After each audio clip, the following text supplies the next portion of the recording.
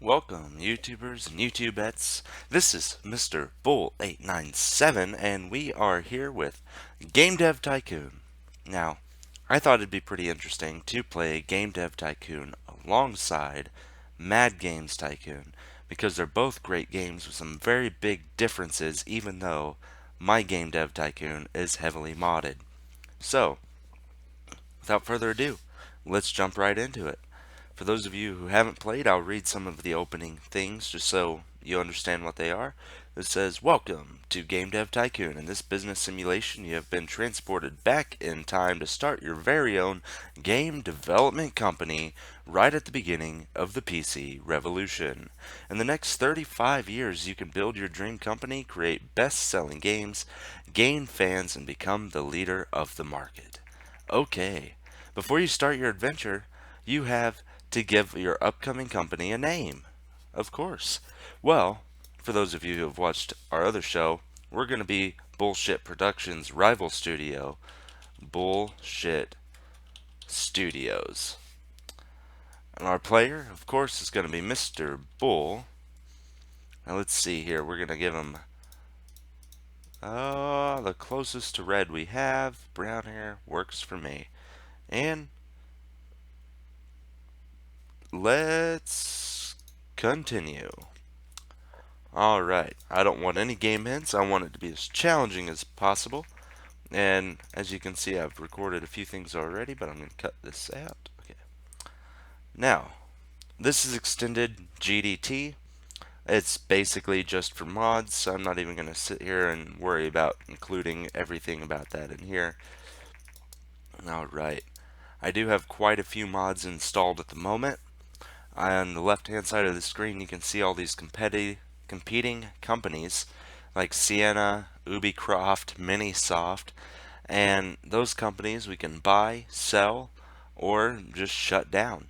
And that adds a really cool dynamic to the game, just because you don't have to worry about being the game guru and you can still succeed.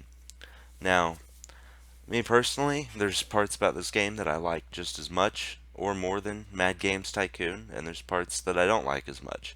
Mad Games Tycoon on its own as well has parts to it that I really love and parts that I don't like quite as much as what they did in this. So that's why we're playing both right now. But we're going to jump right on in here with our $70,000 and we're going to just develop a new game right off the bat. Let's see. As you can tell, I also have a ton of topics compared to what we used to have in the base game. So we're going to start out by making a, let's see, a World War I action game. We're going to call this Call of Duty because that's going to be our first game. That's going to make sure we're rich. And yes, I'm going to go ahead and pay $5,000 to use the Evo machine, but as you can also see, I have a lot more starting consoles. We have the Odd Man, the Star Color, PC, G64 base, and the Evo machine. Oh, gotta change that back to action. And next, we're going to go ahead and jump in and make 2D graphics version 1 starting out. Text-based is not fun on a system like that. Alright, we have our engine, gameplay, story, and quests. Let's see. For an action game, engine's not as important. Gameplay is extremely important. Story and quests are decently important. That's what I'm thinking. I really like building the games in this a lot more than Mad Games Tycoon. There's a lot of give and takes, but I like the preference in this over just the bubble selection in Mad Games. Alright, for an action game, we want a lot of artificial intelligence. Dialogues don't need to be that high, but level design needs to be pretty good. Alright. Let's see how we do on our very first game at Bullshit Studios. Alright. World design's not as important. Graphics extremely important, and guns gotta sound great in a Call of Duty game.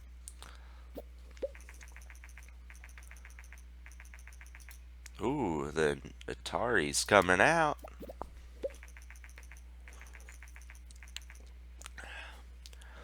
You have almost finished Call of Duty. Maybe you should give a party for the neighbors to celebrate it. But it will cost some money, of course. Of course, we're going to party. Everybody was really impressed by my work. Gives us some hype.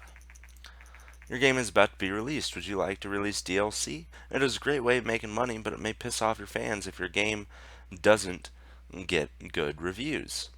Yeah, we'll go and do some DLC. Now, this is, of course, a mod, but last time I played through using this mod, I didn't select DLC the first time, and it never gave me a chance of doing DLC again. So, this time we're going to just have to go with it almost every time, because when you get up there, you can make a lot of money you doing the high DLC. But we're going to just go ahead and do cool character textures because it's not as expensive, and it doesn't make fans as angry. Alright, flesh out all the bugs. Give us one more technology. Come on, Mr. Bull. The Atara 2600 by Atara has been released. Alright. I guess we're not getting any more than that, but we have 12 hype now. New topic, new combo. Did I level up? Doubt it. Nope. Alright, let's release the game. We're going to jump in here when I can. And there we are. Generate game report. I like generating game reports on everything. First reviews came in. Not too bad. 6 from Star Games. Could have been better. Fun at Stages by Informed Gamer. We got a 6. Their focus on gameplay served this game very well from Game Hero. And another 6. Shows potential from all games. That's not too bad at all for a first game. Let's see what kind of profits we get off of it. Bullshit Studios, a newcomer in the game industry, has just released their first game, Call of Duty.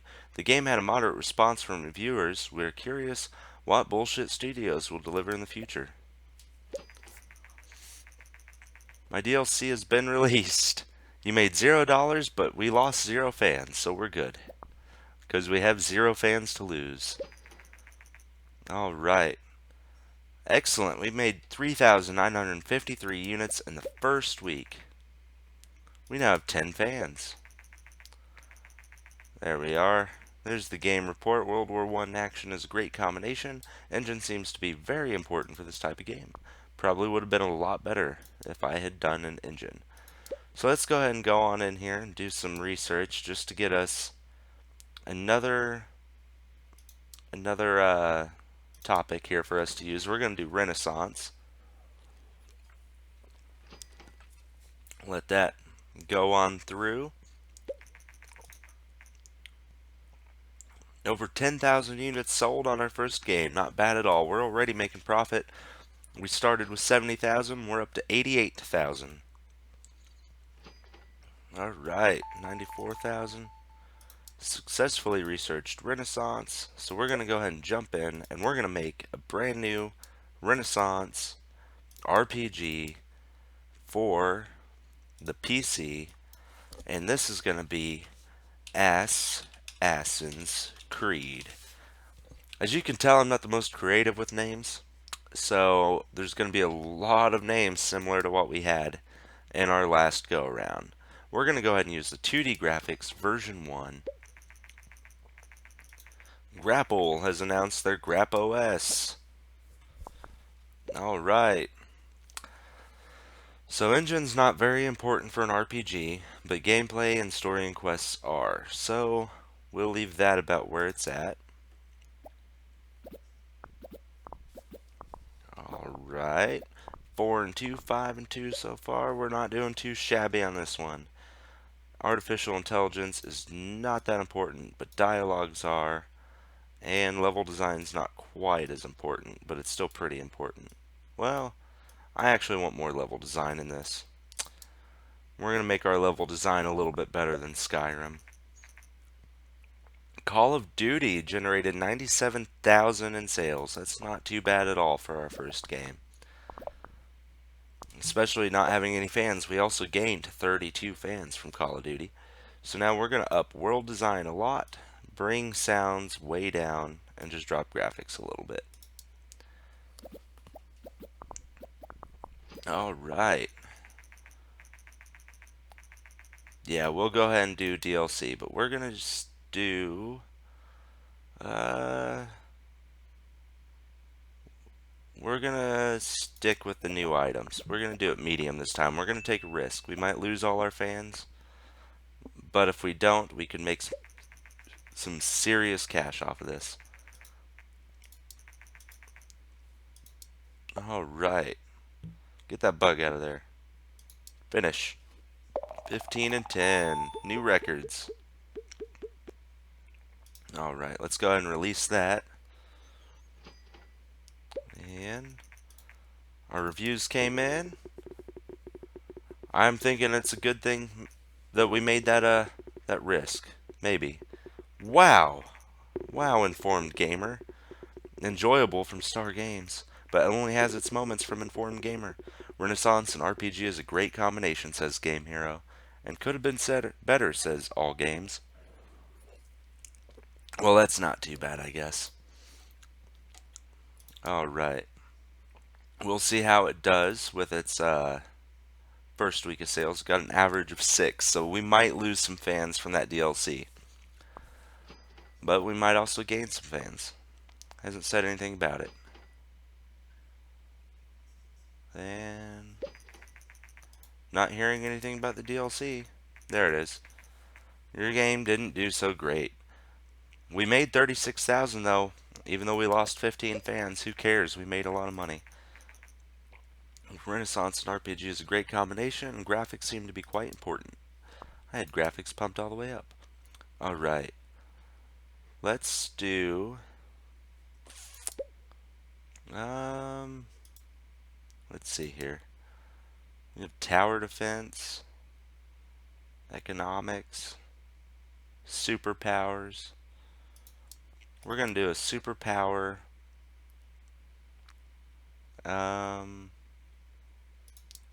adventure game. Would that work? No, we'll do a superpower action game. We're going to call this Superpower Beatdown. And this is going to be for the Evo machine because it's still got the largest market share. 2D graphics version 1 because why not?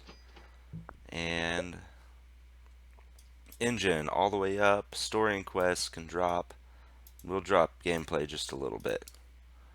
We're going to, while we're at this, we're going to check our competitors real quick. Let's see who's in the bottom. Ubisoft is at the bottom with 40,000 in cash. You know what we're going to do? We're going to buy Ubisoft because if I know anything about Ubisoft, Ubisoft should do pretty well. Yes. Excellent. There we are. Invento. Excellent. Now we own Ubisoft, so every week we're going to start getting profits from them. Right now we're only making 18 from it. $18 a week. That's not terribly good, but for how cheap we bought them, in the long run we'll be making some pretty good money off of it, hopefully. We'll drop dialogues, put artificial intelligence all the way up, because no one wants a crappy enemy. And we'll leave it about like that. And then we'll slowly start getting into researching before too long. I'll go ahead and research to make a new engine, but we're going to hold off on just researching everything until we have a lot more money. Drop world design, graphics important, sounds important. Because the mods I have installed, we have a lot more possibilities for researching. So, your game is about to be released. Would you like to do DLC? We'll go back down to the cool character textures. I don't want to lose everything. Alright, let that pump out. We're going to have an all-time high in technology. 74,000 in sales from Assassin's Creed. Not too bad. And that should be good. So we're making 16 weekly revenue from Ubisoft. Alright. Leveled up my graphics and gameplay. Excellent. We're going to start making some slightly better games now, having that. All right. Invento. All right, our reviews came in. Let's see how it did. 7, beautiful, says Star Games. 6, quirky but good, informed gamer. 6, shows potential, game hero. Give me a decent one. Give me a 7. Nice experience, all games. It's a 6.5. I think that's our highest game right now. Generate game report on Superpower Beatdown.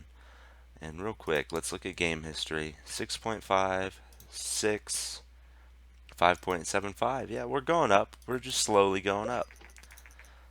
DLC has been released. 0 copies. Okay. We lost 0 fans, though, so that's what matters. Alright, we got some contracting work now. Ranked 32, that can't be too bad. Our post-analysis release. Superpowers in action is a great combination, and world design seems to be not very important. That's what I assumed, but alright. Now, we're making 15 from Ubisoft. I wonder, let's see here. Let's see what we're able to do with Ubisoft, because they're making so little money. We need to see their game history. 2, radioactive pinball castle. Really? 2, 2, 2. Whew. They're just not working. Whoa, racist games. What was that? Unpleasant Army in the Hood. Okay. Well, beat 'em up RPG. A strategy adventure, a future fashion in the dark. Romance action. Panzer Llama encounter. Panzer's a tank. Okay. Radioactive pinball castle. They really need to hire someone new to name their games. Let's